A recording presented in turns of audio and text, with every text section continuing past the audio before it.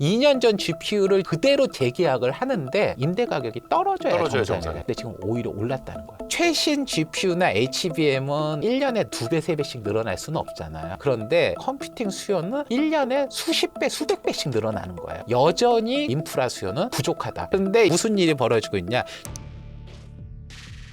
우리가 반도체 산업에 투자하면서 생각보다 많이 놓치는 주제들, 실적, 이 실적에 대한 오해도 오늘 싹 다 뒤집어 버릴 겁니다. 이번 강의를 수강하시면 다른 섹터에도 쉽게 적용하실 수 있습니다. 고정 댓글을 참고하세요. 되게 오랜만에 모셨습니다. 예, 우리 서병수 위원님. 예. 되게 좀 바쁘셔가지고. 예, 뭐 약간 좀 애매해서 한동안 이렇게 자주 찾아뵀어야 되는데 근데 오랜만에 이제 뵀어요. 이참에 이제 이직을 하신다 그래가지고 저희가 예. 그 빈틈을 파고들었습니다. 예. 아마 영상 올라갈 때쯤이면 메리츠 증권 PB로 예. 언제쯤 이게 올라가나요, 보통? 내일인가? 내일. 내일이면 아닐 것 같아요. 제가 9월 초부터, 9월 첫날부터 아마 메리츠 증권 도곡 WM 지점에 PB로 가려고 하고요. 이제 PB지만은 이제 평소에 생각했던 해외 주식 운용 이런 해외 거죠. 중심으로. 예, 물론 뭐 고객이 원하신다면 국내도 하긴 하지만 저는 앞으로는 자산 배분 측면이 있거나 변동성이나 여러 가지 측면 그리고 올해 하반기 지금부터 나오는 이후에는 미국 나스닥이나 이런 게 국내장보다 강할 거라고 보기 때문에 그런 쪽과 관련되는 포트를 운영을 하는 PB로 가려고 고민하고 이번에 이제 움직이게 됐습니다. 서병수 위원님 보고 싶으신 분들은 도곡동으로 가시면 됩니다. 도곡점으로. 예. 근데 그냥 가시면 안 되고. 예. 그래서 가기 전에 여기 또 이제 한번 인사도 드리고, 예. 그리고 고맙습니다. 제가 지금 보는 아마 제가 작년 말인가 올해 초인가 때 한번 왔었죠. 네네네. 예. 그때 이제 제가 AI 관련돼서 굉장히 좋다. 그리고 관련돼서 뭐 광통신이나 뭐 이런 것들 되게 좋다고 말씀드렸고, 다행히 그 뒤로 조금 많이 관련 종목들이 오르긴 했어요. 근데 이제 요즘 들어서 이제 좀 고민들이 많으시잖아요. 특히 그렇죠. 이제 7월 또 흔들리다 보니까. 맞아요. 7월 급락장 이후에 사실은 시장에서 좋아하는 메모리나 뭐 여러 종목들의 움직임이 약하다 보니까 약간 흔들리기도 하고 뭐 어쨌건 뭐 작년부터 많이 올랐으니까 이거 굳이 들고 가야 돼? 뭐 이런 얘기들도 많으시고 하잖아요. 그래서 이제 오늘 좀 그런 것들에 대한 제 생각들을 한번은 좀 정리를 좀 할 필요가 있을 것 같고 아마 지금 제가 생각하는 요 아이디어들이 앞으로 뭐 제가 뭐 PB건 혹은 뭐 지금 시점에서 추천하는 관점에서도 의미가 있을 거다. 근데 이제 제가 막 이게 주장을 하거나 하면은 요즘에는 되게 많은 얘기들이 있잖아요. 뭐 AI 버블이다 아니다 뭐 그런 얘기들에 대해서 뭐 누구도 얘기하고 얘기도 하고 뭐 되게 복잡하니까 제 얘기를 하는 것보다 미국의 지금 실리콘밸리에서 현업에서 실제로 일하시는 엔지니어들이나 실제로 실리콘밸리나 그런 그 AI를 쓰시는 실제 그런 기업들에 직접 투자를 하시는 투자자분들이 이렇게 직접 인터뷰를 하시는 내용들이 있어요.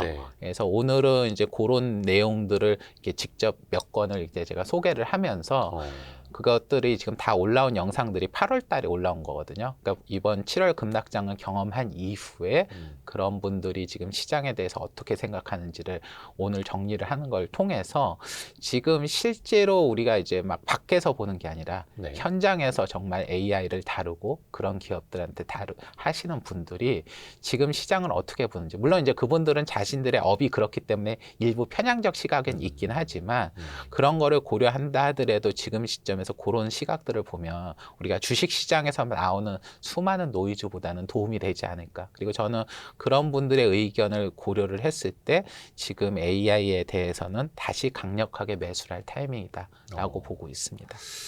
어떤 분들의 이야기에 그래서 주목을 하신 거예요?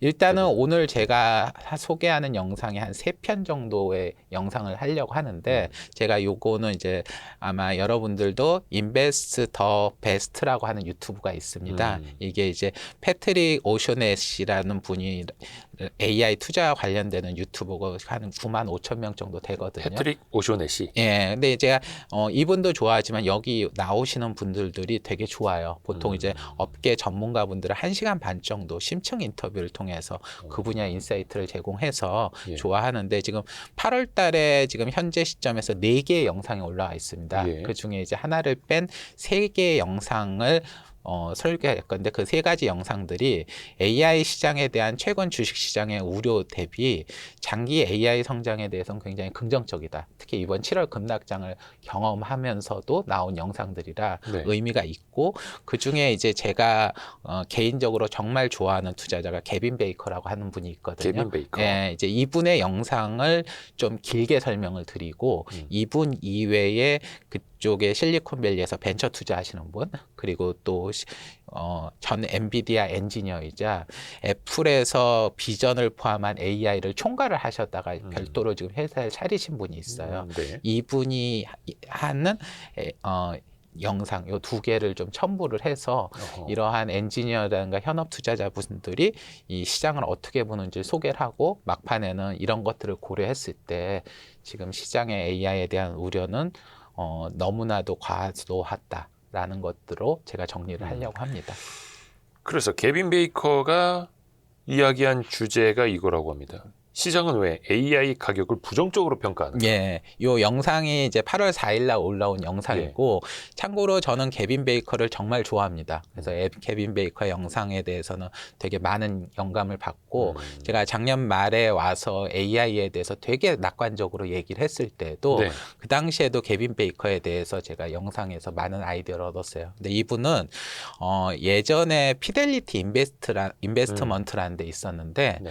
9년 동안 모닝스타 상위 1% 수익률을 기록한 펀드 매니저입니다. 업계 펀드 매니저. 9년 동안. 예, 그러니까 대단한 분이죠. 그래서 이분이 지금은 헤지 펀드를 하나 운영을 하시고 있고 여기에서 어떻게 보면 기술이라든가 소비재 섹터를 집중 투자하는 그러한 거거든요. 그래서 정말 찐 투자자라고 볼 수 있고 이분이 투자하시는 기업들은 이제 현장 가서 직접 부딪히기도 하는 거죠. 근데 제가 이제 본 요 영상은 이분도 이제 당연히 AI 이런 주식들 투자했다가 7월에 많이 혼났을 거 아니겠습니까?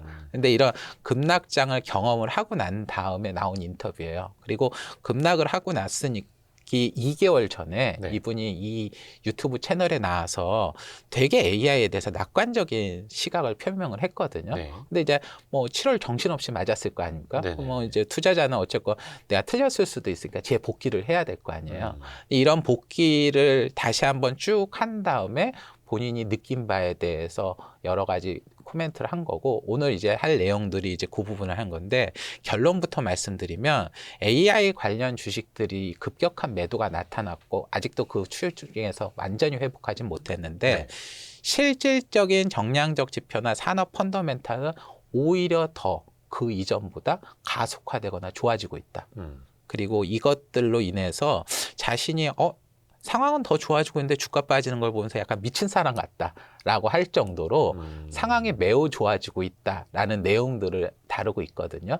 근데 이제 그 내용이 무엇인지 물론 이분은 아까 말한 투자자고 본인의 그렇죠. 편향이 있긴 하지만 이런 사람이 생각하는 요 내용들을 하나하나 듣다 보면은 아마 투자를 하시는데 특히 요즘처럼 이렇게 혼란하실 때 도움이 될 것 같아서 오늘은 좀 소개를 좀 하려고 합니다.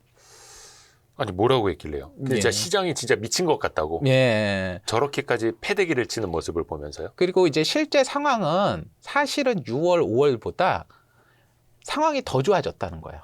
7월 달에. 근데 이제 그것이 무슨 뭐 우리 여러 심리적인 이런 게 아니라 실질적인 정량적 지표와 산업 펀더멘탈에 의해서 보여진다. 그래서 그 숫자들이나 내용들을 좀 간단히 설명을 네. 드리려고 하는데 일단은 저희가 지금 생각을 하는 것 중에 하나가 이제 결국은 AI 버블이라는 게 클라우드, GPU, 데이터 센터 이런 것들이 과도하게 돈을 쓰고 돈을 버냐 못 버냐 뭐 이런 것들에 대한 것들이 가장 큰 거잖아요. 네. 그러니까 돈을 충분히 번다고 하면은 부채를 땡긴다 하더라도 굉장히 좋은 거고 그리고 그게 벌고선도 일시적인 게 아니라 되게 길게 번다고 하면은 되게 좋은 거죠. 네. 근데 지금 어떤 일이 벌어지고 있냐? 2024년하고 2025년에 GPU에 대해서 이게 클라우드를 한 다음에 이제 고객들이 그거를 임대 계약을 체결을 합니다. 네. 보통은 2년 정도 한대요. 그러니까 우리나라에서 뭐 건물 임대 월세, 전세 같은 거 하듯이요. 그래서 클라우드 데이터 센터에서 임대를 했는데 그때 임대했을 때 빌렸던 가격보다 지금 새로 그거를 임대하려는 가격이 훨씬 올랐다는 거예요. 그러니까 그만큼 수요가 너무나 크다 보니까 네. 그러니까 예를 들어서 그 당시에 2년 전에 최신 GPU를 뭐 1시간당 얼마의 용량을 써야겠다는 게 있고 지금 시점에서 이제 1시간당 얼마를 임대를 하는 가격이 있을 거 아닙니까? 네. 그런데 이제 그 당시 2024년, 25년에 한창 데이터 센터를 지으면서 했던 가격보다 굉장히 지금이 많이 올랐다. 그러면은 이제 이것들이 1년, 2년이 지나면은 이제 재계약 갱신을 할 거 아니에요? 네. 혹은 이제 신제품들이 이제 지금 최근 신제품들이 들어와서 할 텐데 그 가격의 차이는 최근 가격이거나 그 높아진 가격으로 계산이 될 거 아니에요? 그렇겠죠. 그런데 그것과 이것의 갭이 굉장히 큰데 지금 현재 클라우드라든가 이런 거 하시는 분들은 과거 계약들이 아직 꾸준히 많이 남아 있을 거 아니에요? 24년에서 25년에 많이 계약을 체결했으니까. 네. 그래서 그런 것들이 다시 재계약 평가가 되면은 이 가치가 지금 시장에서 생각하는 것보다 굉장히 좋아질 거다. 그리고 이 임대 가격에 대한 건 실시간으로 나오는 거잖아요. 네.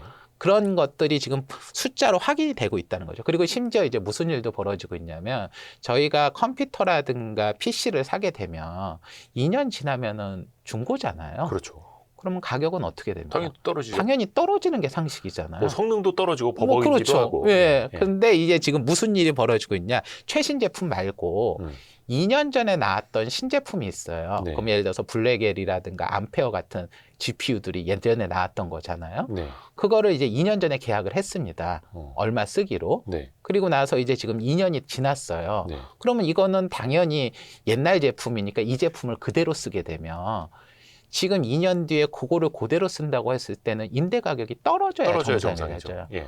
근데 지금 오히려 올랐다는 거예요.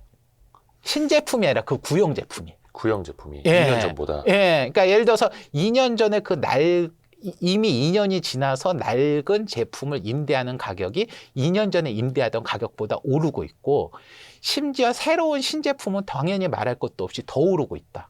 그러니까 요즘에 그거 아닙니까? HBM이 많이 뛰니까 DDR5도 오르고 예. DDR5 오르다 보니까 물량이 없어 DDR4도 더 예. 오르고 막 이런 것처럼. 뭐 그런 것처럼 아까 말한 GPU도 그러니까 메모리뿐만 아니라 메모리도 그렇고 GPU조차도 2년 전 GPU를 지금 그거를 그대로 지금 재계약을 하는데 가격이 뛰었다는 거예요. 그러니까 이거는 왜냐하면 이제 현장에서 실제 실리콘밸리에서 그분들이 임대하는 거를 보는 거니까 하는 그쵸, 건데 그쵸. 이제 실제 사례로 말씀드리면 실리콘밸리 한 스타트업이 7개월 전에 블랙웰 그 클라우드를 시간당 $2 중반에 계약을 했대요. 7개월 전에. 예, 7개월 전에요.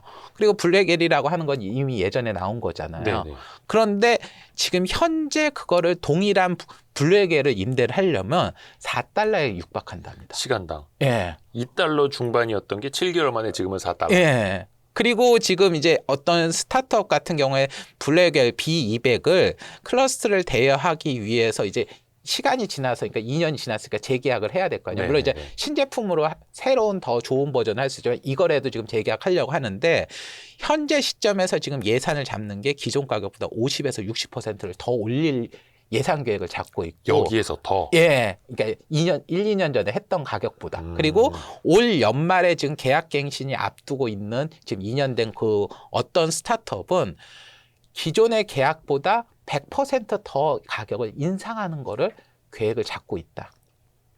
그러니까 이거 아닙니까? 내가 월세 살고 있는데 예. 집주인이 자꾸 월세 올려달라고 하고 거의 뭐 7개월 전보다 월세 가격이 이제 2배 올랐고 예. 직전에 계약했던 것보다 100%더 올린다고 하고 있고. 예. 그러니까 이거 간단한 거예요. 저희가 집 산다고 하는데 집값이 많이 오르니까 우리가 임대료도 오르잖아요. 근데 그게 원래 컴퓨터는 2년만 지나면 구형이라서 가격이 떨어져야 정상인데 그 구형 모델조차를 지금 임대하는 동일한 걸 하는데도 2년 전 대비 임대료가 2배가 뛰었다는 거예요. 그러니까 그만큼 수요는 많고 공급은 제한적이라. 그렇죠.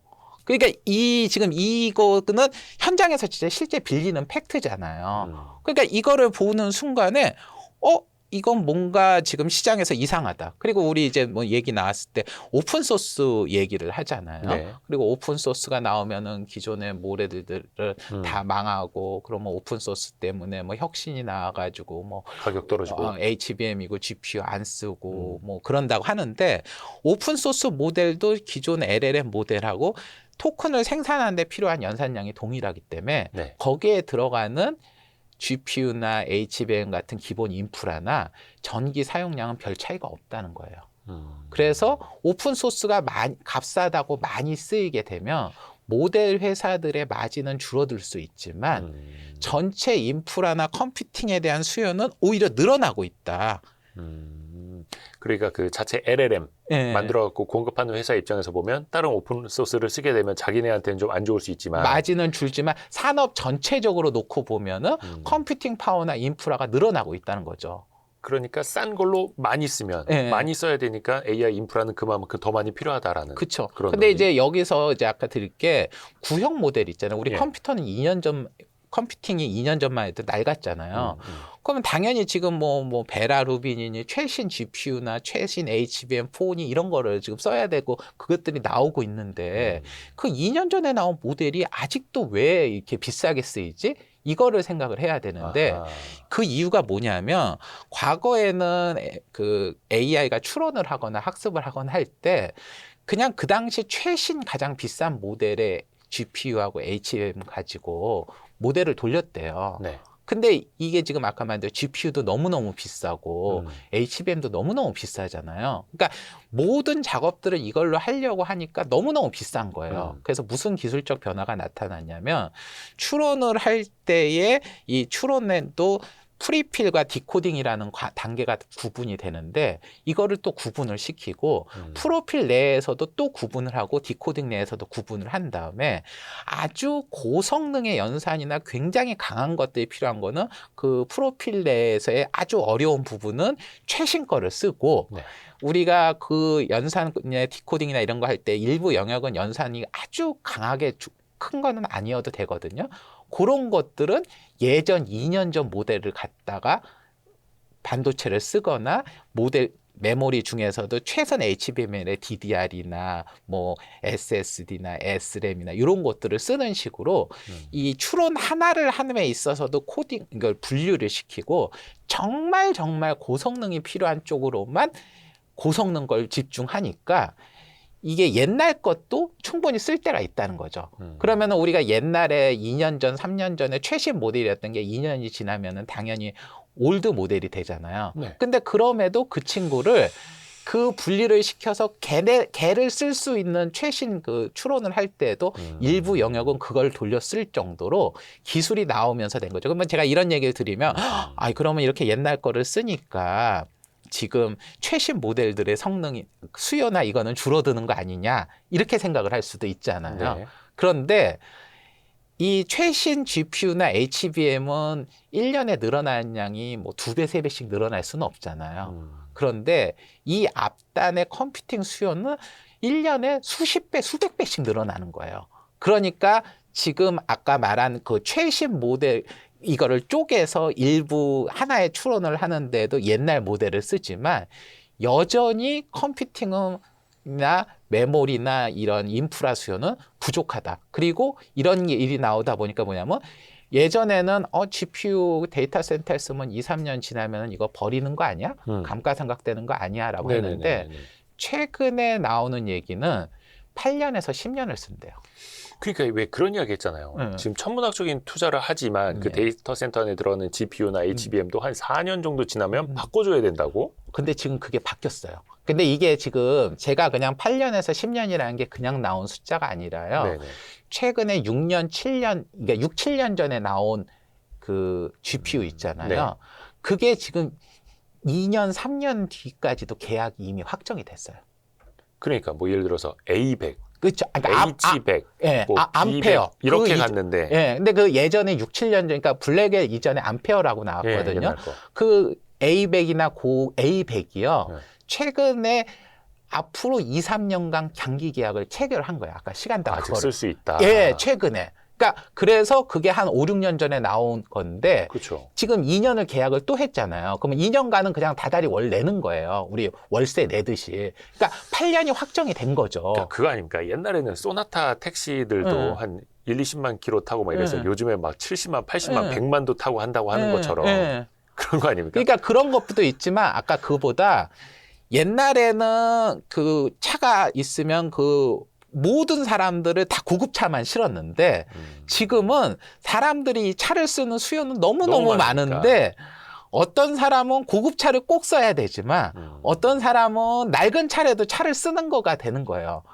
그러니까 그냥 단순 출퇴근 용도라면 예. 그래서 낡은 차라고 하더라도 그러니까 5, 6년, 6, 7년이 돼서 이제는 이제 이게 낡았으니까 이게 버려야 되건 하는데 그거라도 쓸 정도로 지금 수요가 너무너무 엄청나기 때문에 그래서 실제로 지금 6년 전에 나온 모델이 2년 계약을 체결했다. 그래서 실질적으로 8년의 사용이 확정이 된 건데 그 애들도 2년 뒤에도 재계약할 가능성이 있다는 거예요. 그러니까 지금 우리가 나온 거는 10년까지. A100이라고 하는 그 모델을 통해서 8년에서 10년 사용이 확정이 돼가고 있고 근데 이게 무슨 뭐 A100이 특별해서가 아니라 아까 말씀드린 대로 점점 컴퓨팅 파워가 비싸다 보니까 하나의 추론을 하는데도 수십 개 수백 가지의 그걸 공정을 쪼개서 아주 약한 거라도 최대한 그거를 쪼개는 그런 소프트웨어적인 기술들이 발달이 되다 보니까 연산 능력이 옛날 거라고 하더라도 10년 정도 쓸 수 있다는 거죠.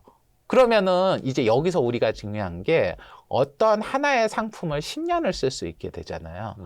그러면 금융이 가능합니다. 금융. 예. 그러니까 그걸 가지고 임대가 가능한 거죠. 그러니까 재무 구조가 더 좋아지는구나. 더 예. 투자할 수 있게끔. 그러니까 예를 들어서 우리가 2년만 쓰고 없어지는 제품이라고 하면은 그거에 금융이 안 들어가지만 우리 차 같은 경우에도 차를 가지고 렌탈을 하거나 장기 임대를 하거나 차량을 구입할 때 할 수 있는 게 차가 최소한 한 10년 정도 어느 정도 가격이 되고 네. 중고차 가격에 대한 예상 가격이 있는 거잖아요. 근데 지금 H100이라고 하는 나 GPU라고 하는 것들이 한 8년에서 10년을 쓸 수 있고 8년에서 10년 동안 수익이 발생을 하는 거예요. 네. 그러면은 이제 그거를 보면은 앞으로 블랙웰이라든가 베라루빈 같은 경우에도 지금 이걸 추정을 해서 8년에서 10년간 물론 처음에 나왔을 때보다 임대료가 당연히 떨어지겠지만 지금 이 추세가 가능하다고 하면 매출액이 얼마 나오니까 블랙웰을 가지고 1년, 2년 가지고 뭐 임차 계약을 체결하는데 금융을 빌려 쓴다든가 그러면 이제 우리 부채라든가 자동차 렌탈 같은 경우에도 자동차 렌탈 같은 거 하게 되면 그거 붙여서 ABS 같은 거 발행을 하잖아요. 대출 상품 같은 경우에도 묶어서 MBS 발행이 되잖아요. 네. 그래서 MBS를 발행을 하면은 처음에 대출을 해주는 회사들이 MBS나 ABS로 물량을 넘기다 보니까 부담이 없어서 대출을 좀 더 해줄 수 있잖아요. 그러니까 그 자산담보부 증권으로 이걸 돈으로 유동화할 수 있으니까 그렇죠. 훨씬 더 이쪽은 투자 자금을 마련하기도 더 용이해지고 훨씬 용이해지는 돈이 거예요. 제대로 돌기 시작한다는 예. 거. 그러니까 지금 아까 말씀드린 대로 어떠한 GPU나 CPU에 대한 GPU나 메모리나 이런 것들에 대한 수요가 너무너무 폭증을 하고 있는데 구형 5, 6년 전 모델도 임대료에서 오히려 상승하거나 돈을 유지되고 번다. 있다고 해서 6년, 8년을 하게 되면은 우리가 지금 얘기하는 이 많은 논리들이 근본적으로 움직인다. 근데 지금 이게 아까 말씀드린 2년 전 모델이 가격이 떨어지는 게 아니라 지금 오히려 2배가 오르고 있으면은 당연히 합리적으로 지금 나오거나 작년에 나온 모델도 2년, 3년 뒤에 오를 가능성이 높고 지금 하이퍼스케일러라고 하는 이런 클라우딩 GPU 컴퓨팅을 해주는 회사들이 지금 수익이 다 과소평가돼 있다는 거예요. 왜냐하면 2년 전, 3년 전에 그때 막 쏟아져 나와서 그 가격이 지금 매출의 대부분을 차지하는데 이 친구들이 이제 1년, 2년 뒤에 재계약을 하잖아요. 그러니까 우리 예를 들어서 서울에 아파트를 빌리는데 지금 아파트 전세 가격을 하려면은 얼마의 가격이 있는데 1년 전에 가격이 그거보다 훨씬 낮아요. 네. 그러면 당연히 우리가 1, 2년 뒤에 이 월세나 전세 가격이 오를 거를 예상을 하잖아요. 예상할 수 있죠. 그러면 충분히 집주인은 거기에 맞춰서 대응할 수 있는 거잖아요.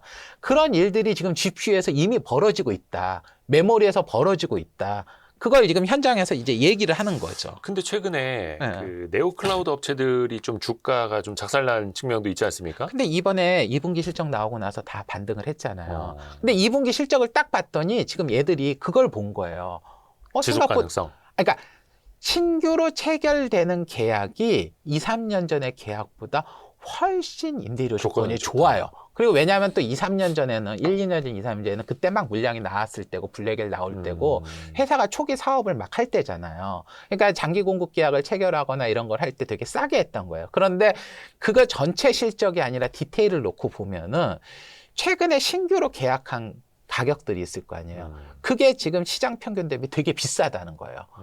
그리고 아까 말한 대로 1, 2년 지난 모델이니까 이제 얘는 이제 2년 지나면 임대료나 가치가 폭락할 거라고 생각을 했는데 실제 그렇지 않다. 그러면은 지금 네오클라우드 업체라든가 예를 들어서 뭐 네오클라우드는 좀 리스크가 있다고 치면 구글, 아마존 이런 친구들이 지금 숫자들이 다 달라진다는 거죠. 그래서 사실은 번다.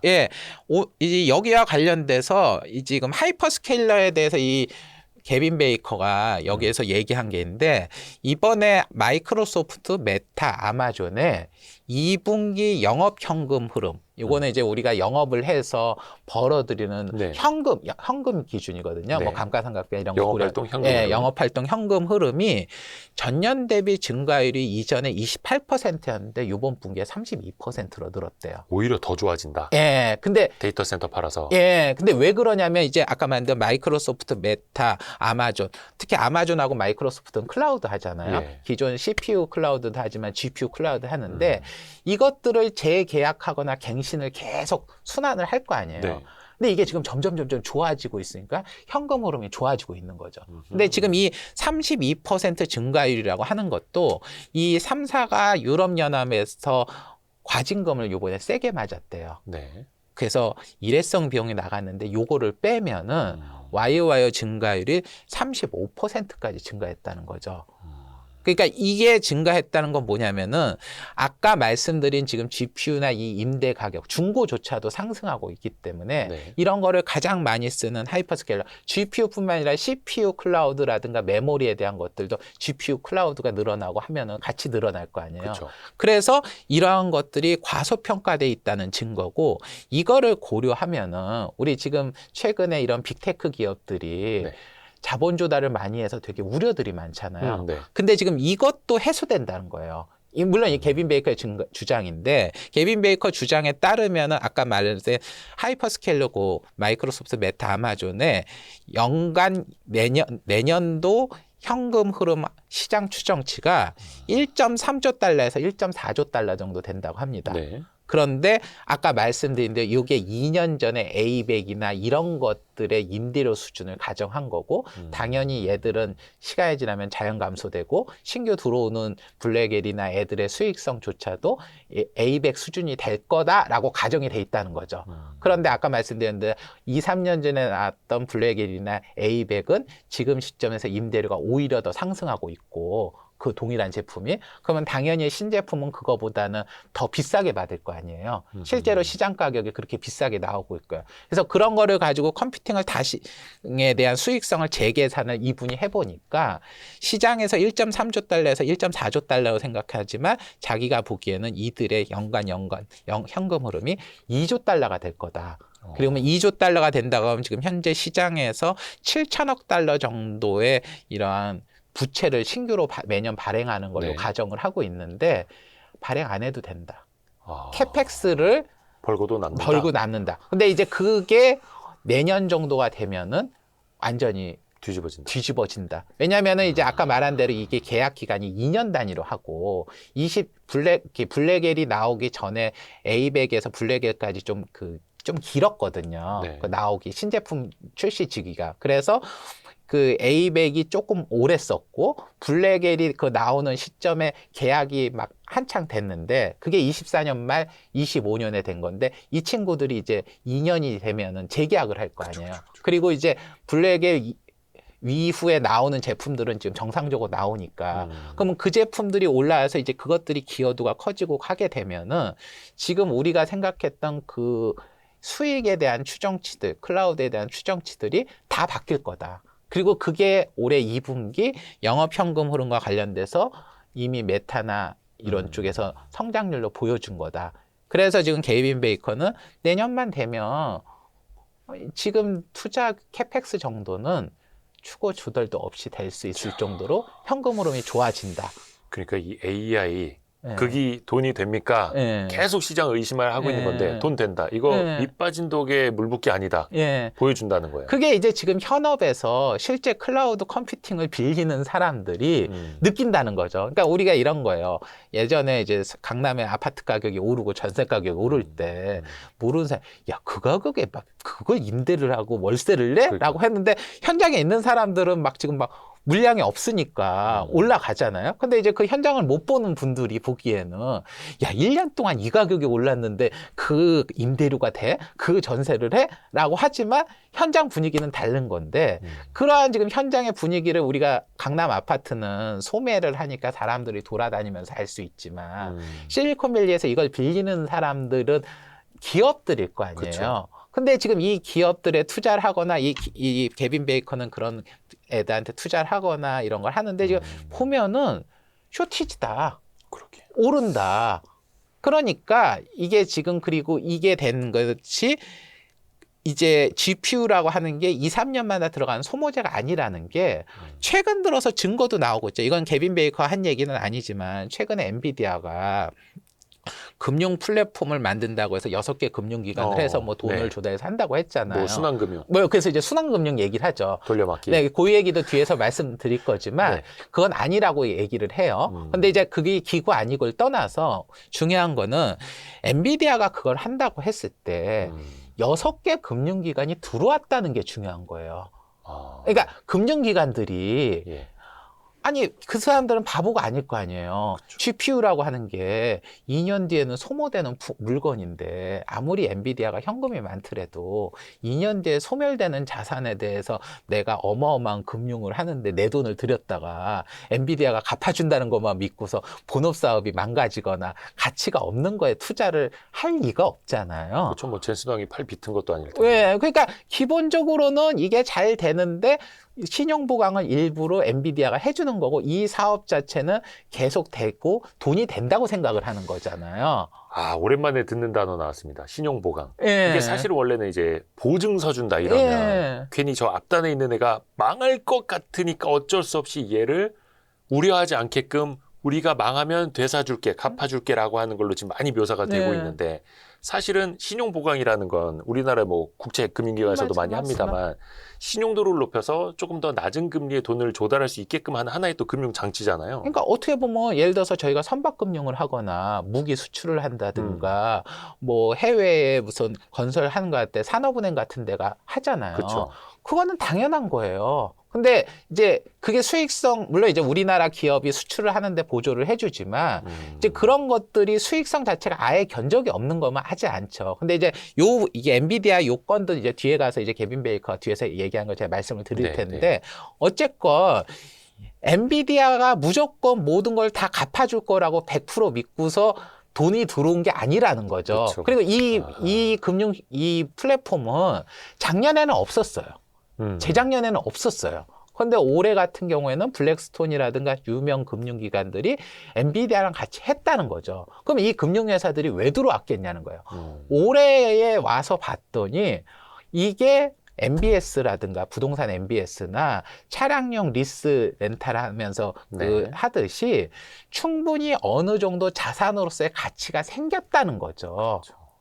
그리고 제가 사실은 어디 딴 데서 이렇게 했지만 최근에 데이터 센터를 지으려면 여기다가 발전소도 옆에다 같이 지어야 되거든요. 그래서 데이터 센터 건설비가 엄청 늘고 있어요. 네. 그런데 그 발전소를 제가 지금 최근에 자료를 보면은 에너지 회사가 자기 돈으로 짓고 거기다가 전기값만 내라는 모델이 나왔어요. 내가 해줄게. 예. 근데 그 에너지는 원래 천연가스 파이프라인 공급하는 되게 보수적인 회사인데 이 회사가 데이터 센터하고 제휴를 해서 니네 데이터 센터 옆에 발전소를 내가 내 돈으로 지을 테니까 너는 전기료만 내놔. 우리 그 정수기 렌탈하는 거하고 비슷한 거죠. 근데 정수기 팔면 되는데 정수기가 하고 다달이 렌탈 한다는 거는 얘가 다달이 돈 갚을 거라는 확신이 있는 거잖아요. 그쵸. 네. 그러니까 에너지 사업자들, 그 보수적인 에너지 천연가스 사업자조차도 올해 들어와서 그러한 사업들을 벌이고 있다는 거예요. 그러니까 이게 곧 사라질 위협이라고 생각을 하면 이 사람들이 바보가 아닌 이상 그런 일을 안 한다는 거죠. 근데 그 일들이 지금 단순히 그 클라우드나 AI 업계뿐만이 아니라 그 외부의 금융이라든가 에너지 사업자들도 여기에다가 장기 자기 자본과 리스크를 감당할 정도로 이 상품이 장기화되고 있다라는 게 올해 입증이 되고 있고, 그게 아까 말씀드린 에이백 같은 것들이 6년, 8년 계약을 하는 게 벌어지고, 아까 말씀드렸던 블랙일 같은 경우가 지금 2년 전보다 가격이 오르는 숫자를 보니까 이런 금융과 에너지 사업자와 이 분야가 되고, 엔비디아도 그걸 봤기 때문에 이런 일을 벌이고 있다는 거죠. 사실 또 에너지 사업자들이 얼마나 보수적인지는 되게 유명한 일이기도 예. 한데, 왜냐면 이게 또 한번 길게 가면은 엄청나게 갈 수 있는 그렇죠. 트렌드이기 때문에. 요 이제 저희가 계획된 중간 광고는 아닙니다만 요 뒷면에 예. 광고가 있습니다. 저희가 얼마 전에 에너지 대전환 시대 요 투자로 올라타라 권유재 대표님 그 강의 하기도 했거든요. 저 이분 되게 좋아합니다. 이분의 영상 정말 항상 에너지 인사이트도 쪽으로 되게 그렇죠. 또 인사이트 있으시고 예. 그 특강에서도 저도 많이 좀 들었거든요. 예. 이게 AI 시대에 왜 바뀔 수밖에 없는지, 그렇죠. 그리고 이게 얼마나 또 길게 갈 수 있고 맞습니다. 또 투자자들한테도 얼마나 또 기회가 되는지. 맞습니다. 그거는 저희 고정 댓글에도 있으니까요. 예. 그 특강은 또 많이들 들어주시면 좋겠습니다. 그러니까 저도 여기 이분 영상이나 이런 거 많이 보게 되고, 저도 이제 AI를 투자하면서 최근에 되게 중요하게 보는 포인트가 전력 에너지 쪽이에요.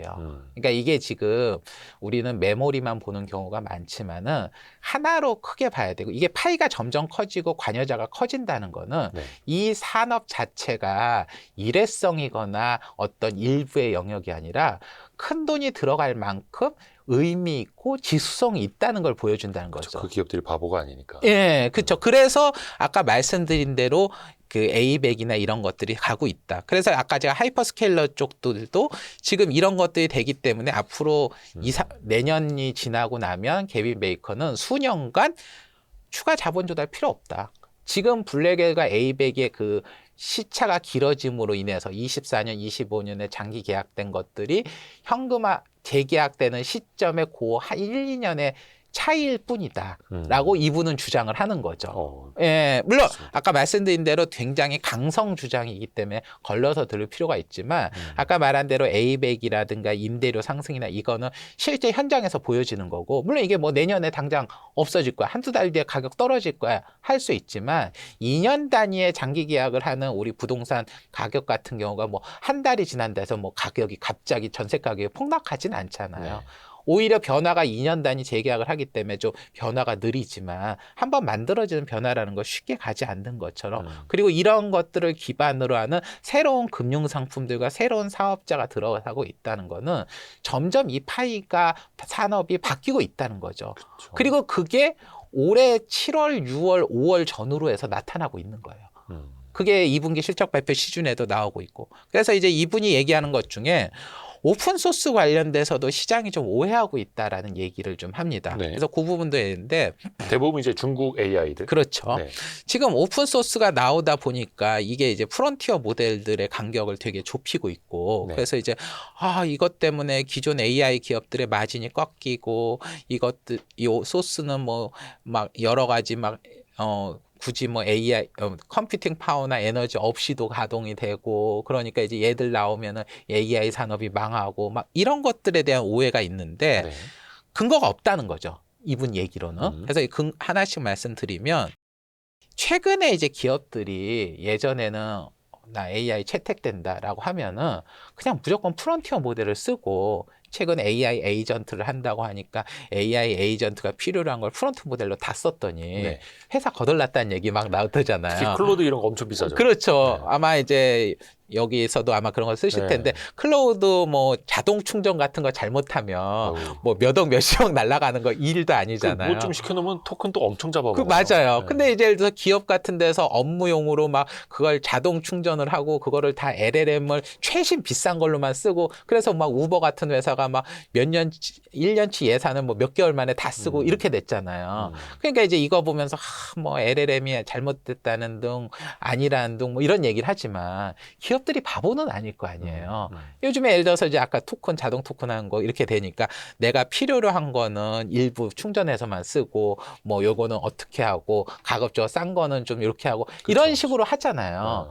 개인조차 그런데 최근 기업들이 최신 LLM이나 모델을 쓸 때 옛날에는 그냥 몰랐으니까 LLM 제일 비싼 거 그냥 자동 충전 다 AI 다 돌려 하겠지만 최근에는 그런 것들을 함에 있어서 그것들을 오케스트레이션을 조절해주는 소프트웨어나 기업들도 나오고 있고 필요한 시점에서 이런 거를 하는 것들이 나오면서 메인으로 아주 비싼 것들은 LLM을 쓰고 범용적인 거라든가 수준이 떨어지는 거는 오픈소스형을 쓰는 형태로 기업들의 AI 형태가 달라졌다는 거죠. 이게 아까 우리가 저게 LLM을 처음에 할 때 옛날에는 그냥 뭐 돌리는데 GPU하고 HBM 비싼 거 최신 모델로 다 돌렸다가 하나의 토큰 가격을 생성을 하는 데 있어서도 그 토큰도 프리필과 디코드로 나누고 그 안에서도 세부화 시켜가지고 거기서 아주 좀 연산이 약하거나 한 것들은 낮은 수준의 메모리나 낮은 수준의 컴퓨팅을 써서 몇 년치 걸 쓰는 것처럼 우리가 지금 AI를 기업들이 사용을 함에 있어서도 옛날에는 그냥 뭐 오픈소스, 오픈 AI 뭐 클로드 뭐 다 써 이렇게 했다가 이제는 그것들을 쪼개가지고 일부는 LLM을 쓰고 일부는 오픈소스를 쓰고 그래서 전체적인 생산성이나 효율이 개선이 될 거 아니에요. 그러면 이제 또 이런 얘기를 하면 야 전체 사용량은 이렇게 돼 있는데 그것의 상당수는 오픈소스를 쓰니까 우리는 여기 LLM 하는 애들은 원래 이거 다 먹어야 되는 게 이렇게 줄으니까 망한 거 아니냐라고 하는데 한번 이거 쓰기 시작하시면 사용량이 미친 듯이 폭증하죠. 특히 기업들 입장에서는 그거를 쓰면은 바로 생산성 개선이 되거나 이익이 개선되거나 매출 개선되는 게 눈에 보이잖아요. 네. 그러니까 전체에서 오픈소스를 많이 써서 경제성, 효율성이 커지면 전체 사용량은 어떻게 되냐? 오히려 폭증을 하는 거죠. 그러면은 LLM을 100% 비싸서 나 안 써. 처음에 그 100% 풀로 돌릴 때만큼은 아니지만 어느 순간엔 이거는 해서 합리적으로 되면 점점 그러한 것들을 많이 쓰게 돼서 궁극적으로는 프론티어 모델조차도 이전보다 더 많이 쓰고 더 많은 기업들이 참여하게 된다는 거죠. 네. 그러니까 이러한 비용의 최적화 구조를 만드는 게 오히려 전체 LLM 생태계나 프론티어 모델조차도 사용량이 늘고 있고 그래서 실제로 최근에는 미국에서는 30에서 60%는 오픈소스 모델로 하고 복잡한 판단이나 이런 것들만 고성능으로 한다. 근데 이렇게 되면 아까 말한 오픈소스 모델은 뭐 기본적으로는 뭐 그냥 절로 만들어지냐 하지만 동일한 오픈소스에서도 토큰을 만드는 거는 프론티어나 여기나 별 차이가 없다는 거예요. 거기에 필요로 하는 연산량, 메모리, 전력량은 기본적으로 동일하다. 그러면은 지금 이제 어떤 일을 볼까요? 메모리, 연산량, 전력량과 관련되는 것들은 미친 듯이 폭증을 하는 거고. 그러니까 저가형 AI 모델이라고 해서 HBM 뭐 메모리를 안 잡아먹는 게 아니다. 예, 그러니까 똑같이 쓴다는 당연하죠. 그러니까 그거를 예를 들어서 최신 모델이 아니라 H100보다 좀 낮은 거를 쓰게 되면은 그거를 이전보다 여러 개를 더 쓰고 전기를 더 잡아먹고 그래서 최근에 보면 중국 모델들 같은 경우에도 가격 인상을 하고 있는 모습들이 이게 마냥 공짜가 아니다. 그러니까 소프트웨어적으로 최적화시키고 하는 작업들을 하지만 기본적으로 토큰을 만드는 데 대해서의 연산이나 전력량은 동일한데 이 아까 말한 대로 오픈소스를 써서 전체 사용량 자체가 그냥 2배, 3배가 아니라 막 10배, 20배, 100배씩 증가를 하게 되면 여기에 대해 필요한 메모리나 이것도 다 늘어난다. 그러니까 엔비디아 젠슨왕이 오픈소스를 되게 후원하는 이유도 이렇게 되는 것이 결국은 전체 컴퓨팅을 쓰는다. 더 는다. 예, 그러니까 이게 예를 들어서 이렇게 보시면 돼요. 옛날에 마차를 탈 때 마차 되게 비쌌잖아요. 처음에 차가 나왔을 때 차가 비쌌잖아요. 그러니까 전 세계 돌아다니는 차의 양은 어마어마하게 얼마 안 됐다고요. 근데 포드가 대량 생산을 하게 되면서 엄청나게 떨어졌고 그러다 보니까 자동차량이 어마어마하게 늘었고 그러다 보니까 더욱더 사람들의 사용량이 폭증하고 이런 일이 벌어지잖아요. 지금 AI 쪽에서의 뭘 했을 때 생산성 개선되는 거는 일개 개인들도 지금 나오고 있고 그런 일들이 다 나오고 있는데 가격이 떨어진다고 해서 물량이 얼마 그러니까 지금 우리의 고민은 인간의 욕망이라든가 소프트웨어적인 증가는 1년에 수십 배에서 수백 배씩 증가할 수 있어요. 가격이 떨어지는 만큼. 그런데 물리적으로 생각을 해보세요. 반도체 공장이 1년에 2배씩 늘어날 수 있을까요? 불가능해요. 그렇죠. 반도체 공장이 지금 물량의 2배로 늘어나려면 모든 반도체 공급 라인들이 미친 듯이 해도 3년에서 5년이 걸립니다. 그럼 3년에서 5년씩 물리적으로 2배, 3배씩 늘어나는 그 기반과 우리가 요구하는 수요와 컴퓨팅이 연 단위로 수십 배, 수백 배씩 증가를 하면 거기에 기술적인 수준이 떨어져서 가격을 낮춘다 하더라도 전체 수요가 줄 거라고 생각을 하는 거는 엄청난 어불성설이다. 말도 안 되는 얘기라는 거죠. 그러니까 어찌됐든 간에 가격을 더 낮춰서 많은 사람들이 쓰도록 해야 하는 예. 거고 근데 그 가격을 낮추자니 공급이 또 그만큼 하드웨어는 따라갈 수도 없고 예. 그 사이에 수요는 공급보다 초과 수요인 거는 계속. 확실하고 예. 사실 뭐 최태원 회장이 계속 강조하는 말이기도 예. 해요. 그러니까 이런 것들이 실질적으로 보여지고 있기 때문에 이분이 보기에는 지금 시장에서 생각하는 건 좀 이상하다. 그래서 지금 어떻게 보면은 프론티어 모델과 오픈 소스라고 하는 게 이분은 이제 CEO와 직원의 관계와 같다라고 얘기를 해요. CEO는 아까 말한 대로 프론티어 모델이고 그 수많은 실무적인 것들을 오픈 소스가 하고 이것들을 전체적으로 조율하는 오케스트레이션 같은 역할들을 프론티어 모델이 한다. 그리고 이런 것들이 전체적으로 오히려 최첨단 프론티어 모델과 토큰의 가치를 더 키우고 있다. 그렇기 때문에 이걸로 인해서 시장에서 우려했던 거는 틀렸다라는 거죠. 그리고 이제 데이터 센터 건설 관련돼서 네. 최근에 이제 보면은 이제 미국의 데이터 센터 반대하는 사람도 많고 그러니까 이제 뭐 뉴욕시도 금지를 했고 그러니 이제 데이터 센터 못 짓고 데이터 센터 못 지으니까 GPU는 판매가 안 되고 그러니까 이제 뭐 망한다 뭐 이상한 그런 얘기들이 그렇죠, 나오잖아요. 그런데 이제 아까 제가 에너지 쪽 보면 예를 들어 데이터 센터에 지금 천연가스 공급하는 업체들은 최근 2분기 실적 발표 자료에서 제가 지금 다 하나하나 읽어봤는데 늘려달라고 난리예요. 그러니까 천연가스 데이터 센터에 쓰는 천연가스 양이 늘어난다는 거는 전체 컴퓨팅 수요가 늘어난다는 거고 컴퓨팅 수요가 늘어난다는 거는 이러한 우려에도 불구하고 실제 현장에서는 더 늘어나고 있다는 거죠. 그리고 지금 이제 얘기 나오는 게 그러니까 아까 에너지 부분만 연관되죠. 네. 예전에는 데이터 센터를 지을 때 전력망에 연결을 해서 그냥 바로 공급을 받으니까 이 전력망에서 좋은 전기를 얘들이 먼저 선점하니까 딴 사람들이 전기를 못 쓰고 전기 가격이 오르고 이런 일이 벌어졌는데 네. 최근 1, 2년 들어서 트럼프 정부에서 뭔 짓을 하군요. 니네가 전기를 스스로 생산하지 않으면 데이터 센터 못 줘. 라고 해서 데이터 센터 옆에다가 발전소를 따로 짓는 BTM 방식이 이제 네. 일반화되고 있고 네. 그런 BTM 방식의 천연가스 발전이 많이 하다 보니까 아까 말씀드린 천연가스 공급하는 회사들도 지금 떼돈을 벌고 있고 이런 일이 벌어지고 있는데 그러면 그 데이터 센터 옆에 짓는 이 발전소가 100% 여기에다만 공급할 수는 없어요. 왜냐면은 이 AI 데이터 센터라는 건 어느 순간 전기 이렇게 푹 많이 썼다 이렇게 줄고 이런 식이 되는데 여기 풀 가동으로 천연가스를 계속 발전기를 돌리고 아닐 때는 천연가스 발전기 놀고 이건 말이 안 되거든요. 그러면 여기에 맞춰서 데이터 센터와의 발전소를 지으면 남는 전기가 생깁니다.